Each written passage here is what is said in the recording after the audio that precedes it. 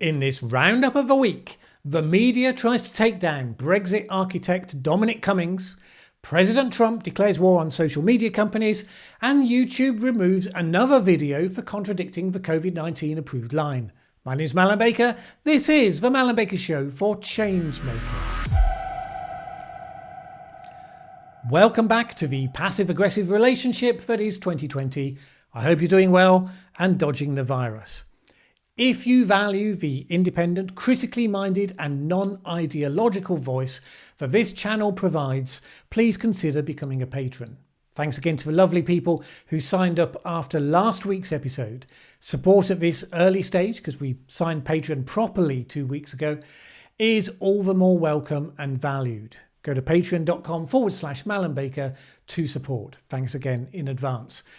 And this week, we continue to see good progress on the pandemic, with many countries gradually relaxing their lockdowns and no new surges of infections coming as a result. One minor twitch in South Korea, hopefully going to turn into nothing. New Zealand has basically eradicated the virus from its country altogether, which is a pretty remarkable achievement. On the downside, we've seen the pandemic taking serious hold in a number of South American countries, notably Brazil and Mexico, along with other important areas such as India. And there are some real concerns about how it's going to play out in the coming months. In the UK, coverage of a pandemic, and indeed anything else, has been thrown into the shade by a good old-fashioned political media feeding frenzy over the Prime Minister's chief advisor, Dominic Cummings. For non-UK people, Dominic Cummings was the architect of Brexit, and now has the role of Prime Minister Boris Johnson's special advisor. The facts are as follows. At a time when various government figures, including Boris Johnson himself, were coming down with the virus, Cummings' wife showed symptoms and it seemed likely that he would do also. They have a 4-year-old child. Worried that both parents would become incapacitated and not having local childcare options, they travelled a couple of 100 miles to where they could self-isolate in a separate building owned by the Cummings' extended family, and his sister would be on hand to support with the child if they both became too ill to do so. Once they were on the road to recovery, Cummings did a test drive to a local town to check that he was okay to drive. Although, as people pointed out, it was a local beauty spot and it was his wife's birthday. Then, satisfied he'd be okay, he drove back to London so he could get back to work. Now, in principle, that was allowed under the then government lockdown rules because of the safeguarding needs of a 4-year-old child. Although alternatives without travel would have been strongly preferred. And that strongly preferred is enough of a grey area that people can have opinions, but it wasn't allowed and shouldn't have happened. Indeed, to the point of moral outrage. Now look, let's put to one side whatever outrage you may have specifically or may not have on this case. Step back from all of that and look at this as a process, because that's what it is. It's a phenomenon we've seen relatively often in the UK and also in the US, incidentally, the media feeding frenzy.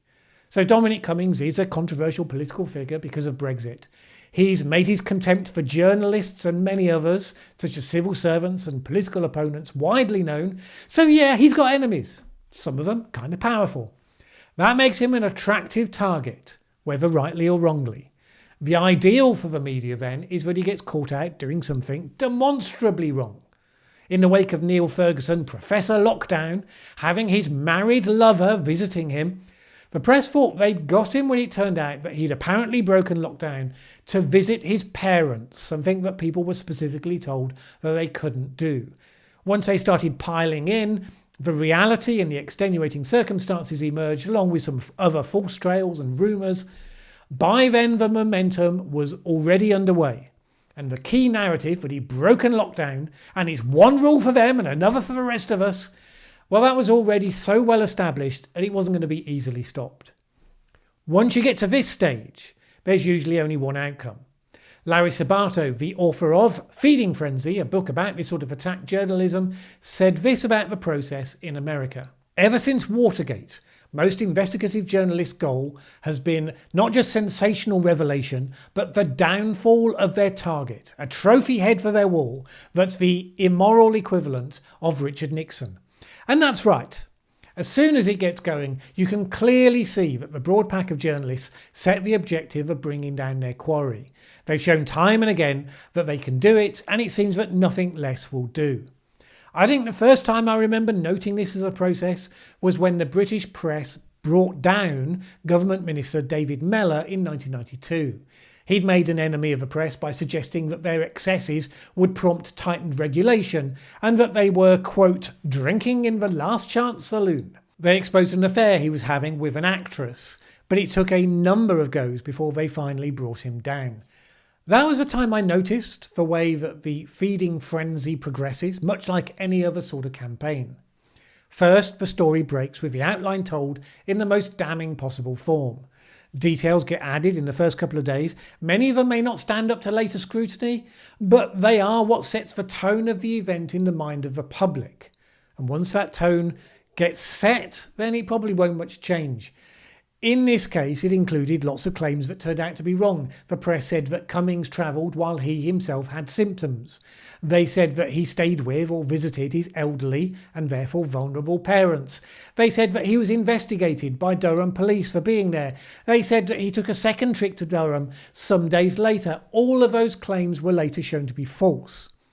As the story breaks, you can rely on the trenchant criticism from existing opponents, both internal and political. I mean, that's guaranteed, obviously. Here, the opposition parties were demanding resignation from the start, and some of the backbench Conservatives who were hostile to the current regime were doing likewise. Then the media pack descends upon the victim, crowding him, demanding his resignation noisily. Here's some footage of the media scrum at Dominic Cummings' own house. All of them ignoring social distancing in the cause of demanding that he resign for not exercising social distancing.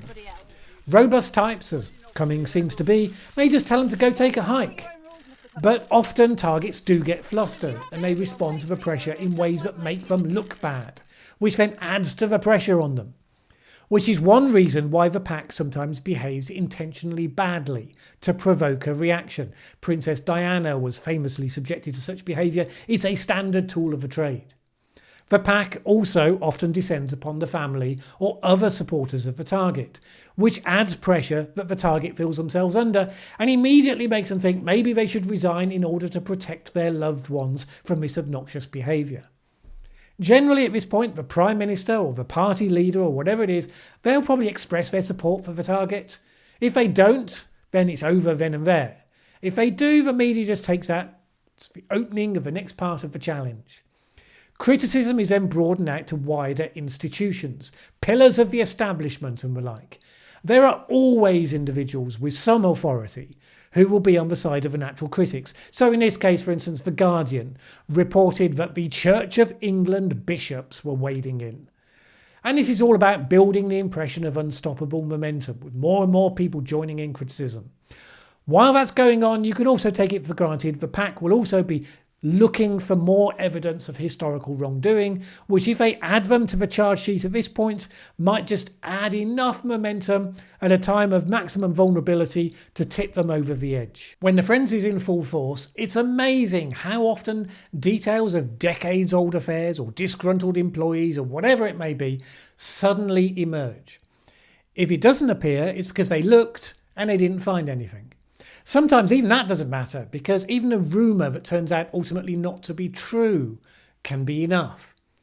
At that point then, the media expects to see mid-ground figures within the target's own party start to get panicky about the damage being done by all this publicity and start moving into the "he should resign for the good of the collective" camp. The aim is to get some of the key figures, the big beasts of the organisations, the really influential ones, to begin to break ranks. Because once they do, support begins to hemorrhage and a leader may become unable to stem the tide.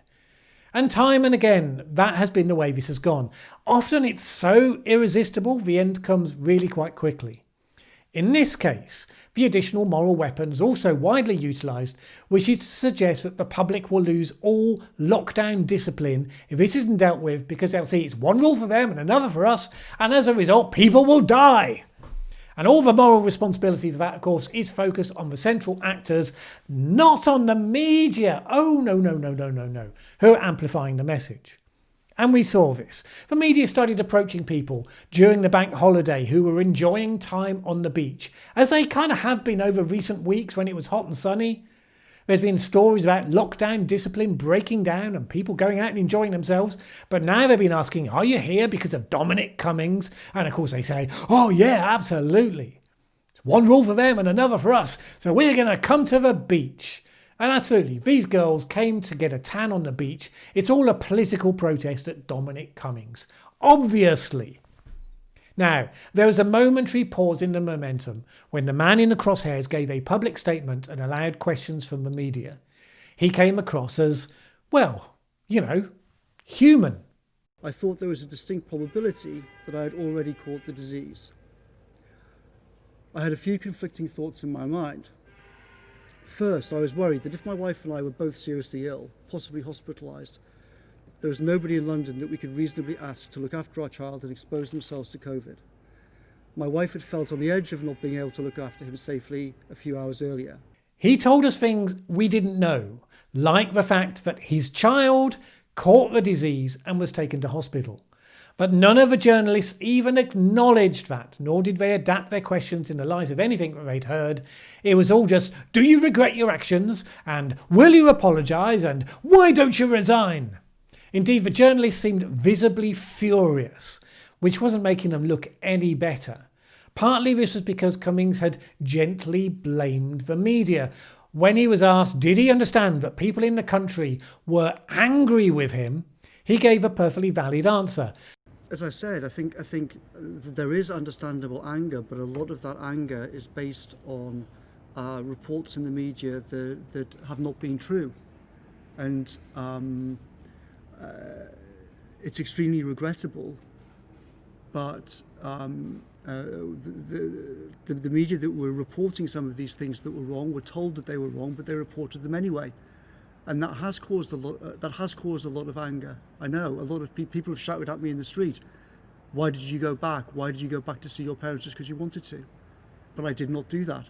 It was said very gently, not aimed at the specific journalist present at all, but you might as well accuse the media of being child molesters as even gently hint that incorrect and biased reporting might be a problem under any circumstances.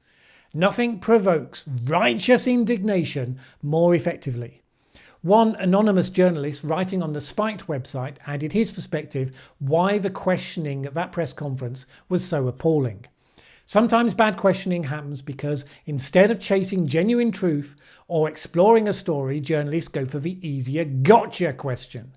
These questions are designed specifically to set off a push notification for a quote to put in a report or to include in a TV package which has already been pre-planned.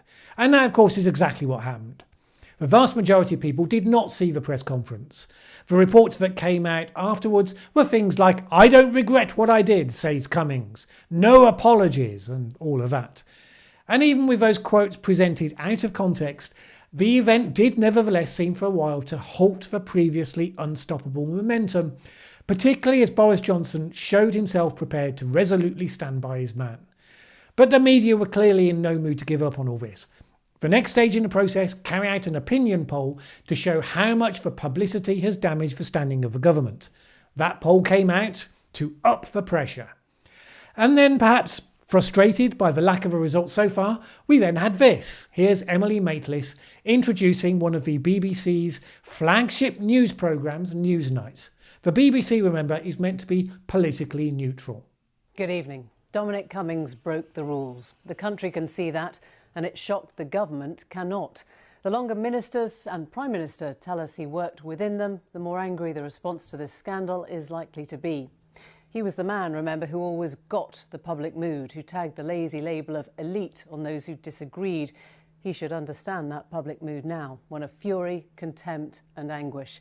He made those who struggle to keep to the rules feel like fools and has allowed many more to assume they can now flout them.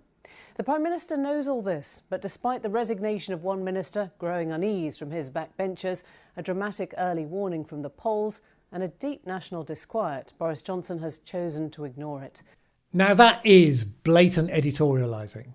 Whether you think he should go or not, that's not supposed to be happening. Elise was rebuked for breaching the BBC's rules on impartiality after it received thousands of complaints. Apparently she was furious at the public rebuke, and she tweeted her gratitude that she'd had so much support from people. Indeed, the BBC received another wave of complaints from people complaining about its rebuke, because that's what happens when you expressed a biased viewpoint. People who share your bias think that you're just speaking truth to power, and they love you for it. But after all that, Dominic Cummings still remains in place. To the obvious deep frustration and anger of the various journalists, they haven't found any new ammunition, and for now the energy has dropped out of the campaign. I'm betting they'll be back as soon as they get an excuse, because he's been wounded, and maybe the next thing will be enough to finally nail him. So that's the media frenzy. So what about Cummings himself? What's my view on what he did? Well, two things. One, it's not comparable to what Neil Ferguson did. Ferguson was one of the public faces of lockdown, and he broke it to get him some physical entertainment with his married lover. I think there's some distance between that and trying to take care of your 4-year-old kid. I mean, really, can we not see the distinction here? Two, I think Cummings was on stickier ground when it came to his drive to Barnard Castle. And he's been fairly mocked for his suggestion he was doing this to test his eyesight. But if we'd read the week before about some ordinary family that had been told off by police for doing what Cummings did, we'd probably have been moaning about police overreach and the need to use a bit of common sense. Some snarky criticism might well have been fair comment for the trip, but not a media frenzy baying for blood. Almost always I will side with the victim in that situation, because the routine abuse of power while innocently proclaiming that they're just reporting the facts, it's the least accountable exercise of power that we see in the Western world. If someone's done something genuinely awful, that means they should be brought down, and I'm all for that happening. Due process should be sufficient to do that once the facts come to light. Mob justice, it's just not the tool for the job. Meanwhile, while the UK media is focusing on nonsense, presumptive Democratic nominee for President of the United States, Joe Biden, announced to the world that if you're black and you vote for Donald Trump, then you're not really black. The idea that anybody should be told that they have to have certain opinions based on the colour of their skin, and that somehow that in itself isn't the embodiment of racism, well, it's a little startling. This has been a growing radical view within the Democratic left, and there's always some nutters who will say dumb stuff, but it's rather more alarming when the candidate for president says it, when he's standing as the self-proclaimed sensible one in the contest. It was a total gift to his opponent, and extremely unfortunate given the tense focus on race that has blown up subsequently. Never want to pass up the chance to squander an opportunity, the actual President of the United States started tweeting conspiracy theories about whether Joe Scarborough killed his wife. Theories for which there's zero evidence. Even staunch Republican pundits like Ben Shapiro were left raging at the president's apparent inability to avoid making random interventions that you'd have to imagine are not well judged in his presumed mission to get re-elected. But things have really caught fire in the last couple of days, and very much taking up the theme of the role of the media and related companies. Twitter, the president's favourite medium for addressing the American people, slapped a fact-check notice on two of the president's tweets. The first was this one. There is no way, zero, that mail-in ballots will be anything less than substantially fraudulent. Twitter added a warning label to the post and linked to a page that described the claims as unsubstantiated. The Twitter safety account added the following note.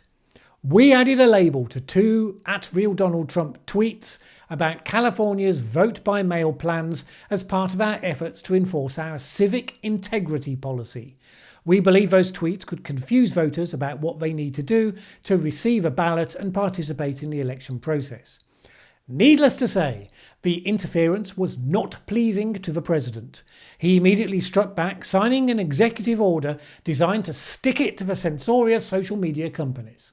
The order asked regulators to reinterpret a law that stops internet companies getting sued because of content users post on their sites, with the argument that if the company interferes with the content, as Twitter did in this case, then they became de facto publishers of that content and therefore legally liable for it. He said this: "My executive order calls for new regulations to make it that social media companies that engage in censoring or any political conduct will not be able to keep their liability shield." Which sounds like robust, dramatic action right there. But the reality is that it's more for show than it is substance, because the president doesn't have the power to do what he's suggesting by executive order, because courts have ruled in this sort of area numerous times in the past. And if Twitter had a good faith belief that its users were better served by providing additional context to Trump's conspiracy theory, it's unambiguously protected by the First Amendment. Even if it was unlikely to be effective, Twitter was quickly fighting back, tweeting this: "The EO is a reactionary and politicised approach to a landmark law. Section 230 protects American innovation and freedom of expression and is underpinned by democratic values. Attempts to unilaterally erode it threaten the future of online speech and internet freedoms." Things have then escalated further as Twitter slapped another notice on a tweet by Trump relating to the riots taking place in Minneapolis over the awful police brutality that led to the death of George Floyd. The video of that incident has attracted universal and cross-party condemnation and will clearly lead to the prosecution of those involved. Unfortunately, it's also led to some people responding by rioting and looting. Trump responded with a tweet that told the mayor to bring the city under control or else he'd send in the National Guard. And then he tweeted, "These thugs are dishonouring the memory of George Floyd and I won't let that happen. Just spoke to Governor Tim Walz and told him that the military is with him all the way. Any difficulty and we will assume control, but when the looting starts, the shooting starts." We don't know if the governor will bring the city under control. The state police did go on to arrest a CNN television crew live on air, which probably made the president happy. But I digress. That tweet was covered up by Twitter, saying the tweet violated the Twitter rules about glorifying violence. However, Twitter has determined that it may be in the public's interest for the tweet to remain accessible. You had to click then to reveal and read the tweet, and you couldn't reply to it or share it or like it. Which makes you think that Twitter's decided to end the uneasy truce between it and President Trump, and it's now going to apply rules to Trump's content and damn the consequences. Because it's not as though they consistently apply such rules to other content. The White House Twitter account highlighted this point by showing the tweet by Iran's Supreme Leader Khamenei calling the people to armed struggle in Palestine. That puts the social media companies in the frame as a general election issue. Twitter may have decided it wants to be there. Mark Zuckerberg clearly doesn't want to be. The Facebook founder told Fox News that he wasn't a supporter of Twitter's approach, saying that it wasn't the role of private companies to be the arbiters of truth. Facebook has declared a hands-off approach unless there's a threat of actual imminent harm. This came after it was reported that Facebook had specifically backed away from research showing that the platform's algorithm actively encouraged polarization. It had accepted the evidence, but since there was likewise evidence that polarization in the US was well underway before the social media companies came along, and the fact that taking action on it would probably impact one side of a political divide more than the other, they just decided not to go there. Separately, YouTube showed that it certainly is keen to censor certain types of content, as the UK skeptic on COVID-19 lockdown Toby Young saw one of his videos removed from the platform for allegedly breaking the company's community guidelines. The video was a 4-minute clip of a longer one of a conversation about lockdown policies and featured Toby Young making the case why the lockdown policies are wrong. The video is on BitChute, and I give the link to that in the video description. It's a mainstream, well-argued discussion about a key area of public policy, not too different in substance to some of the cases that I've reported on here, although with Toby's strong advocacy for his position. The essence of the case is that, in his view, lockdowns are not effective and states should not be entitled to suspend the civil rights of their citizens without compelling evidence that doing so is necessary to reduce fatalities, which he suggests is missing in this case. Now, you can agree with that position or you can disagree with it. The idea we're not allowed to have a discussion is a pretty alarming one. But apparently it's a gathering trend.